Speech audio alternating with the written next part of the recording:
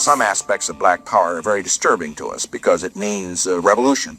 It means violence. But other aspects of black power are very constructive because it means that black people, they want to stand on their own feet.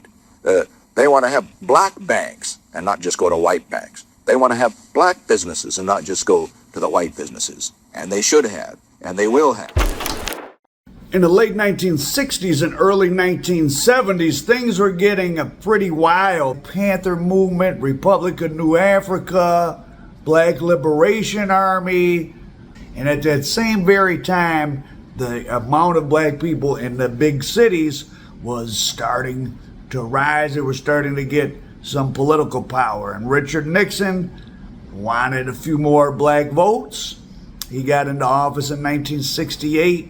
The drug culture was rising in large part, if you didn't know, because so many U.S. troops came home from Vietnam addicted to H, which was being sold to them by the South Vietnamese government, basically. There were gangsters tied in with our allies in the South Vietnamese government who were selling H to our troops. And that really helped grow the pre-existing H business that already existed. And I wanted to go over the way that possibly Richard Nixon, the Republican Party, the elites, if you will, in a very quick period of time, 1968, 1969, so all type of crazy things are going on. And by 1970, 71, you have a whole different behavioral regime. The age of Superfly. The young black people that might have been moved into militancy were now moved into just wanting to get money and material items. And on the one hand, you could see that. How do you want to see that? Is that a natural progression, or was that something that was engineered? Was there a brief period of time in which black gangsters were allowed to expand their power to suck in more of the black population into the underworld? And then once that got a little too big and there was too much money going into black America, Richard Nixon launched the war on drugs, which was global in nature. It had to work from South Vietnam to Europe to South America and the United States. But who was mainly going to jail, of course, in the United States were the black people, because as the poorer group, they were the ones farther down the food chain selling the drugs on the street. But you also had these black drug kingpins who were the richest criminals in the country from the late 60s probably to the mid to late 70s. Nobody really ever, other than Prohibition, which had been in the 30s or the late 20s into the early 30s, no one accumulated money like the black kingpins of that Superfly era. But they weren't really allowed to move into the mainstream of the economy the way that the Italians were, or, skylines of a city like Miami is from drug money. Palermo, Sicily, drug money. A lot of countries, Bogota, the whole Colombian economy changed because of coca money. The Mexican economy has grown because of dope money. The southern Italian economy was able to move up a notch. A lot of countries benefited from the global drug trade. But did the people that were actually on the lowest levels of having to distribute it here in the country where most of the money was made, did they benefit much? Well, for a period of time they did. There was a real black mafia in different cities that could help each other forming, but I don't think it quite got over the hump. And we're going to look at some political ads from Richard Nixon and some discussion of several attempts. So you remember that show Fight Night on the Peacock Network about the robbery of that dice game that happened when Ali fought Jerry Quarry in Atlanta. Well, that was possible because all the black elite gangsters from around the country came there. Could have been several million in total value. That was 1970 money. That's 8, 9, 10 times today's money. So who knows? It could have been a $15 million lick. There was only like 5 police reports filed. There were some non-criminals who went. Some successful black doctor, I think, was one, and he filed a police report. This ain't like sticking up the local poker table. The people who pulling this off, the first thing is like, somebody has some big kahunas, because you come at this collectible people. Estimates of how much was taken is at least $1 million, but who knows how much was taken, because these people came there to gamble. If you had 100 people that each brought 10,000, that's $1 million right there, not to mention the jewelry. More black ownership of business and land and homes can be the multiplier of pride that will end our racial strife. The black man's pride is the white man's hope. It was the best of times, it was the worst of times for black America. In 1959, nearly 60% of blacks lived in poverty. 10 years later, that figure was down to 32%.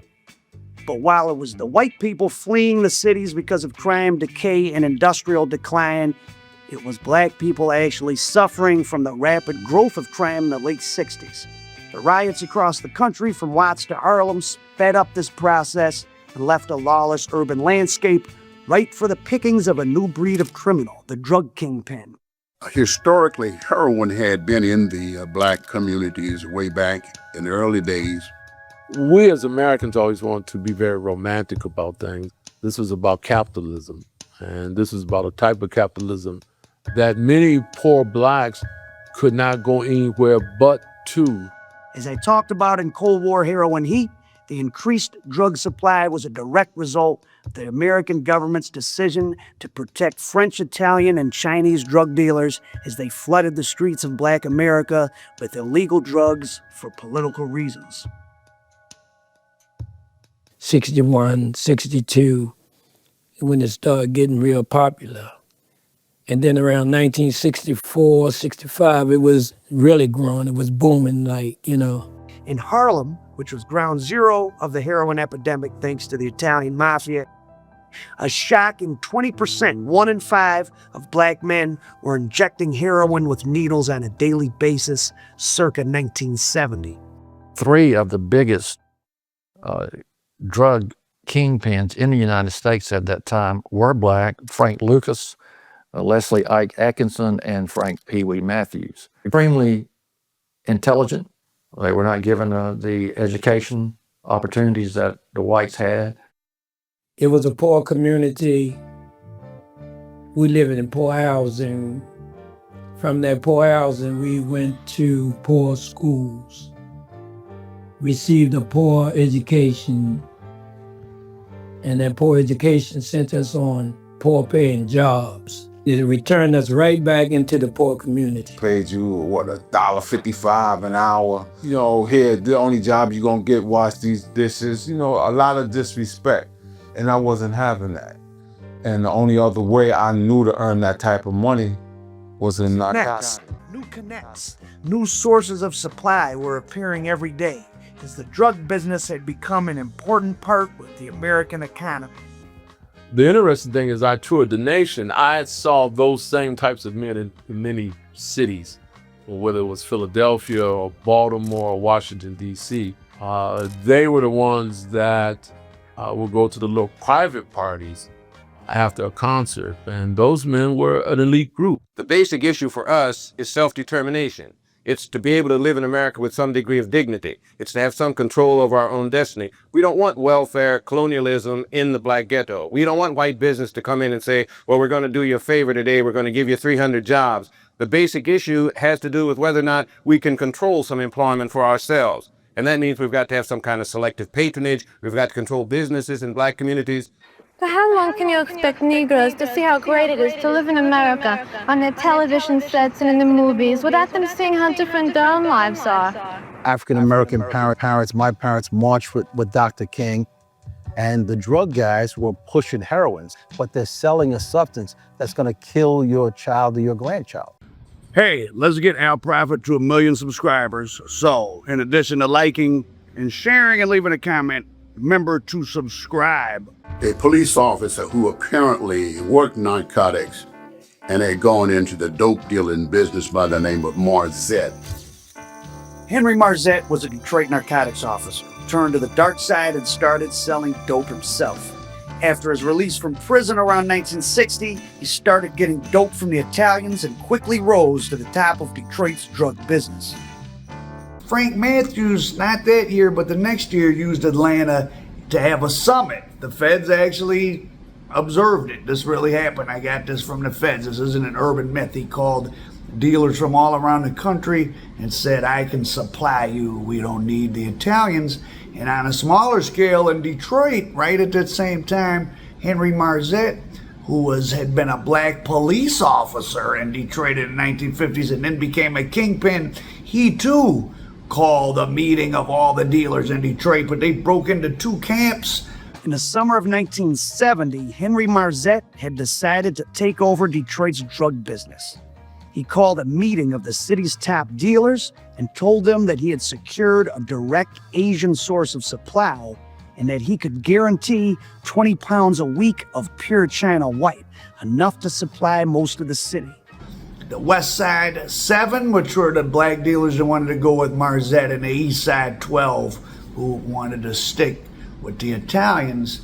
And guess who won? The ones who wanted to stick by the Italians in the end won, and black gangsters never really quite broke free and were able to move into the mainstream. And it's the extremely interesting topic, and here you go. You always had the African Americans involved in the distribution of drugs throughout the inner cities. And in the 70s, it's when African Americans were becoming more prominent in business. The drug dealers wanted to do the same thing. And it just made business sense from their perspective to cut out the middleman, which would have been the Italian mafia, and go right to the source and import heroin and control the distribution. With his chief hitman, Jimmy Moody, standing behind him, Marzette proposed that each dealer put up $50,000 in advance and that he'd provide the dope and police protection. Not everybody was willing to work for Henry Marzette, though. Angry words soon led to dead bodies on the street, and things quickly got out of control. A war between Marzette's allies, known as the West Side 12, against dealers loyal to the Italian mafia, known as the East Side 7, led to 200 dead bodies. Does life imitate art, or art imitate life?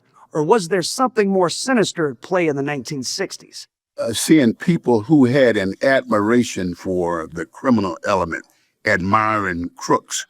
Patrolmen who work in high crime areas say part of the problem is that some people, especially among the young, admire the criminals. Drug pushers, procurers, killers are considered heroes of sorts. A slum kid may grow up thinking the quickest way to rise above the slum, to get rich, to be somebody, is to be an outlaw. Look, we're gonna take that 300,000, we're gonna buy 30 keys of coke, man.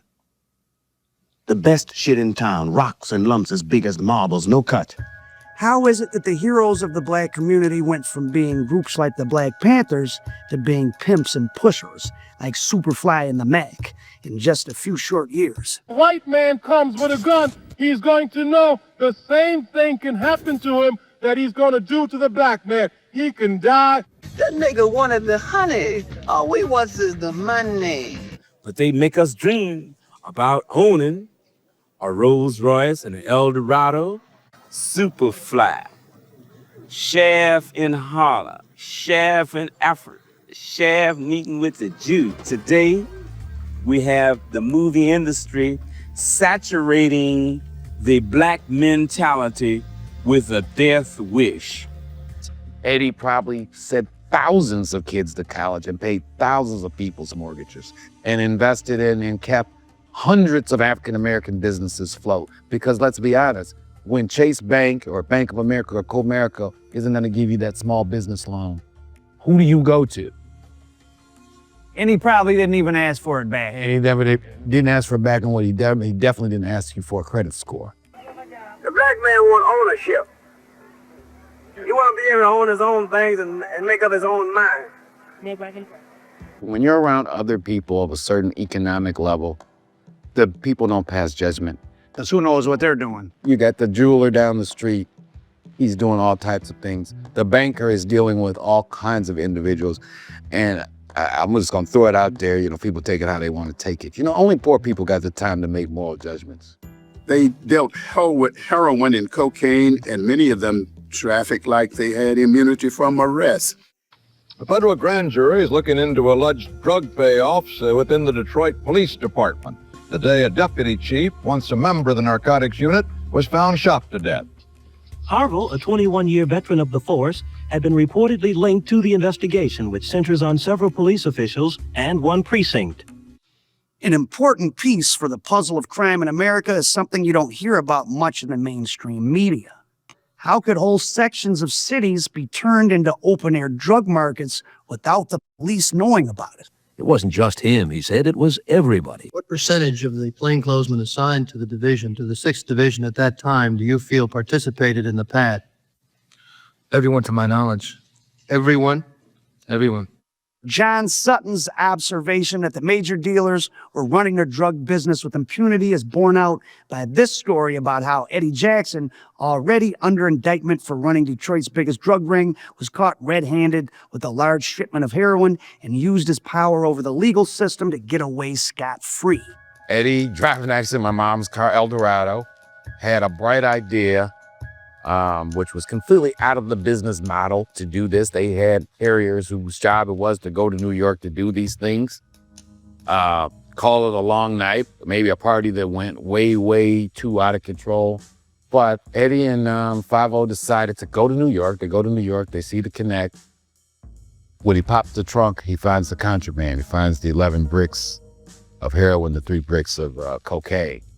But now Eddie's got a double problem. He's already under federal indictment for the major conspiracy case, which everybody went down on. And now he has a new case, a possession case in Pennsylvania. Well, there was a judge running for the Pennsylvania Supreme Court that our attorneys, or their attorneys, knew. Milton told Eddie, if you made a sizable contribution to this gentleman's campaign and he was to win, he guarantees us that your case will get heard by the Pennsylvania Supreme Court. Eddie gives my old man, I believe it was $30,000, $40,000, which he donated to this judge's campaign. That said judge won his election to become a judge on the Pennsylvania Supreme Court. Eddie's case went to the Pennsylvania Supreme Court and it was dismissed due to an illegal search and seizure. True story. I mean, they may be colorful, they may be glamorous, they may give turkeys on Thanksgiving, they may support a Little League baseball team, but they're selling a substance that's going to kill your child or your grandchild. You know, you ask yourself questions like tobacco. How many people died last year from tobacco when we started talking about the moral value of what Eddie Jackson and others do? I'm not condoning what they do. What I'm simply saying is that there are many on that playing field. And so when we demonize one group and then another group, we just kind of smile and look the other way.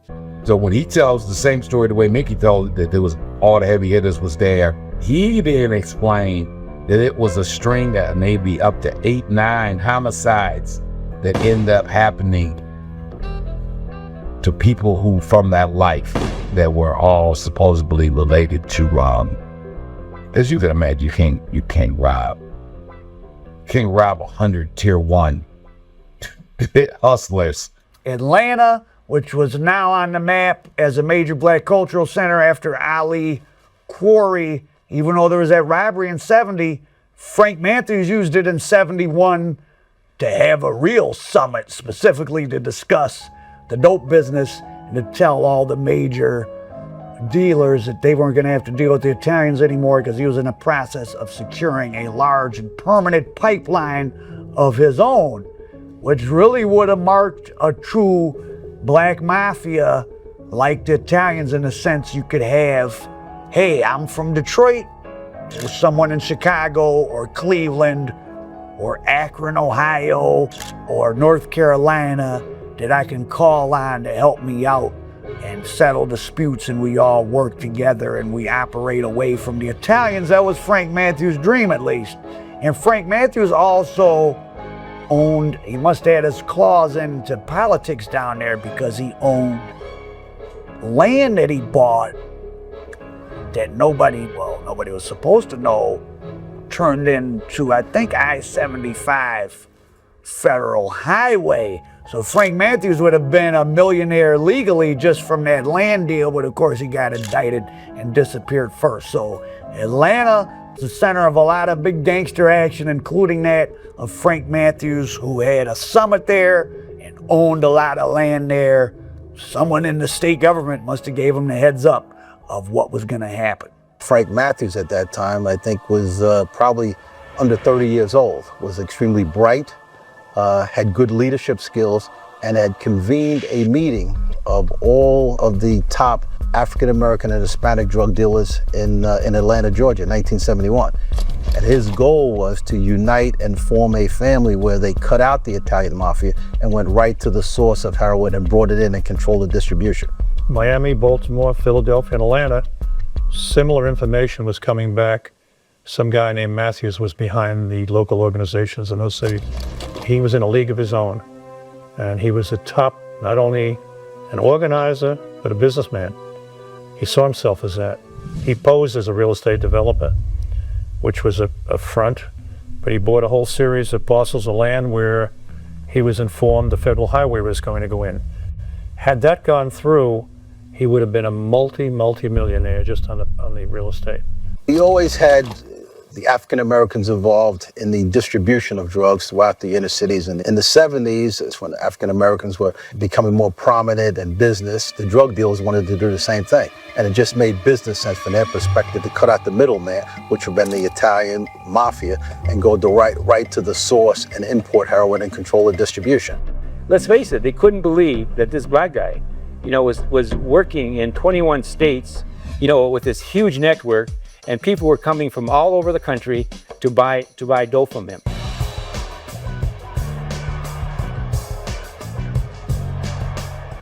At Ali's really big fight, which happened in 1971, Ali Frazier won at Madison Square Garden. Frank Lucas put himself on the public radar wearing his chinchilla hat, but Eddie Jackson and his Detroit crew, their photo was in the same Jet magazine as Frank Lucas's. Frank Lucas had one photo. Him and his old crew had the whole top half of the page. Eddie had come out there in 10 Cadillacs. He was supposed to meet a plug. The plug he was supposed to meet kind of fell through, but he ended up bumping into some Italians while shopping at the clothing store in New York, getting ready for the fight.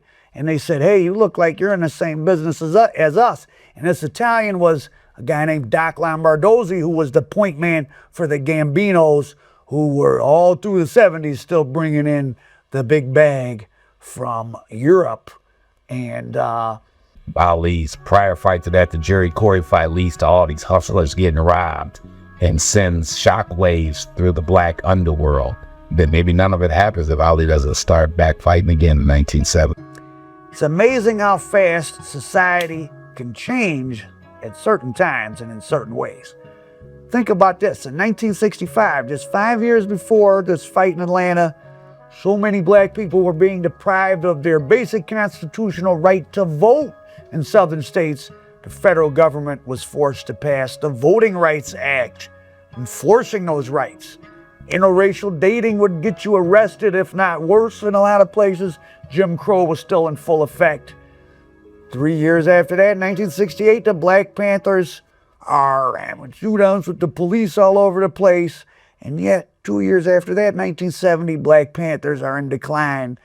Black power is in decline, at least as a social movement, and a Superfly era is set to begin. But they make us dream about owning a Rolls Royce and an Eldorado, Superfly, Shaft in Harlem, Shaft in Africa, Shaft meeting with the Jew. Today, we have the movie industry saturating the black mentality with a death wish.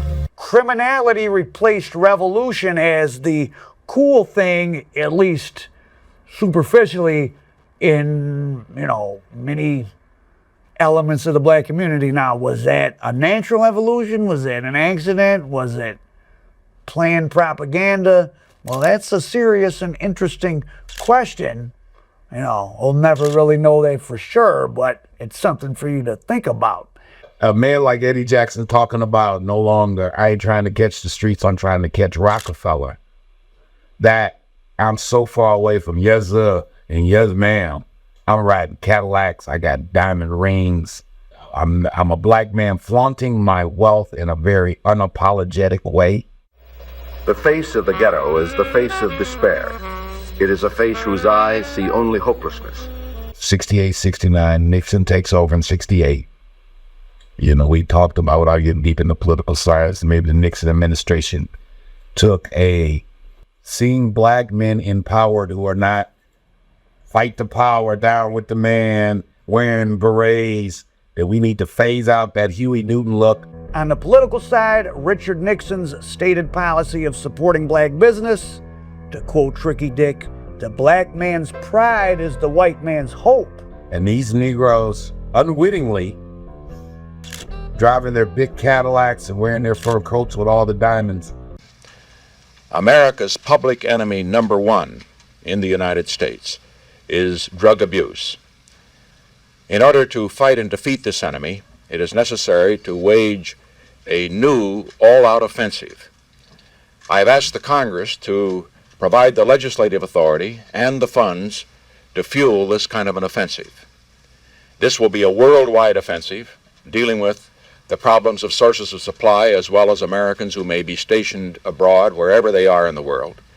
It will be government-wide, pulling together the 9 different fragmented areas within the government in which this problem is now being handled. In order to defeat this enemy, which is causing such great concern, and correctly so, to so many American families, money will be provided to the extent that it is necessary and to the extent that it will be useful.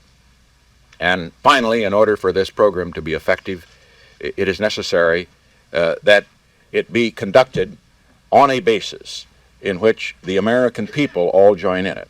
That's why the meeting was bipartisan. Bipartisan because we needed the support of the Congress, but bipartisan because we needed the leadership of members of the Congress in this field. Fundamentally, it is essential for the American people to be alerted to this danger, to recognize that it is a danger that will not pass with the passing of the war in Vietnam, which has brought to our attention the fact that a number of young Americans have become addicts as they serve abroad, whether in Vietnam or Europe or other places. Because the problem existed before we became involved in Vietnam, it will continue to exist afterwards, and that is why this offensive deals with the problem there in Europe, but will then go on to deal with the problem throughout America. I remember growing up, there was a big poster of Angela Davis with the Black Power sign and with her afro. This is at our house in Mark Twain, once Pops In your home. In our home. Angela Davis representing kind of the Black Power movement of the 70s, an iconic figure, right? But she's being celebrated in the home of one of Detroit's largest drug dealers, my dad, right? When the Detroit Free Press breaks the story, the caption they read is, are they real estate partners or are they drug kingpins? Because they were both. Both were true. And that's what the courts were going to have to litigate to figure out, are they really just real estate barons or are they real estate barons and also drug kingpins? So oddly enough, even though that was 50 years ago, today, I mean, certainly, for example, the Plenary brothers were never treated like, oh, well, you really might be music moguls. We're going to have to litigate this. It was always treated like, oh, you guys are drug dealers. Whereas 50 years ago, it's funny, things go forward, things go back. They weren't treated like that, I mean, until the day they walked in prison. All respect to the Flannery brothers and the whole BMF family. They were never on my father and Eddie's level. First of all, Eddie Jackson paid $500,000 cash to the IRS. At one time. At one time. Tax lien. 1973 money, I assure with it's like $4 million. $4 million today money, okay? And was able to account for it. and was able to account for it because he had real estate holdings from what's now the Midtown area, throughout Highland Park, throughout the west side of Detroit, Flint.